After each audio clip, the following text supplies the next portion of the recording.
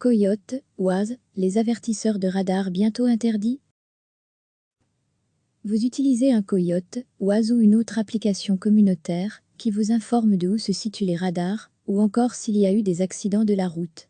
Alors vous utilisez des avertisseurs de radar.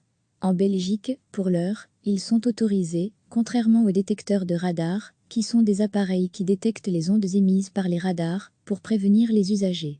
Non seulement ils sont interdits, mais en plus ils sont inefficaces, explique Benoît Godard, porte-parole de Vias. Mais ces applications communautaires pourraient-elles être bientôt interdites? Déjà 5 pays dans l'Union européenne ont décidé d'interdire Coyote et consorts.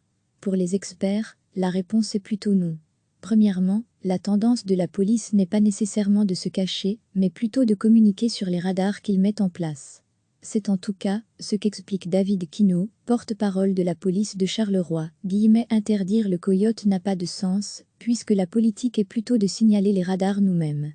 Nous les signalons sur nos réseaux et dans la presse. Même si une partie reste secrète. De plus, pour ceux qui seraient dissimulés, selon l'officier, les nouvelles technologies permettent de tellement bien cacher les radars, dans des poubelles, par exemple, qu'ils seraient indétectables pour les applications communautaires telles que Coyote.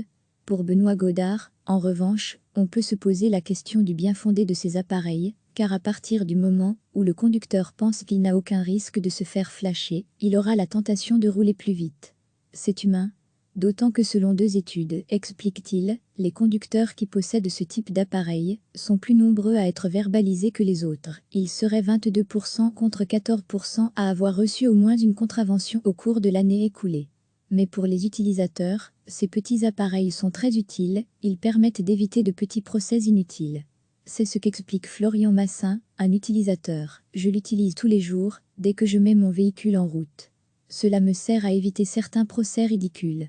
Je ne suis pas quelqu'un qui conduit vite, mais pour certains petits excès de vitesse, ça peut coûter très cher.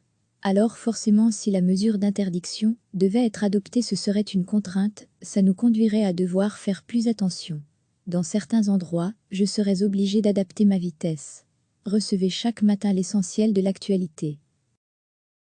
Cliquez sur s'abonner pour recevoir les dernières nouvelles.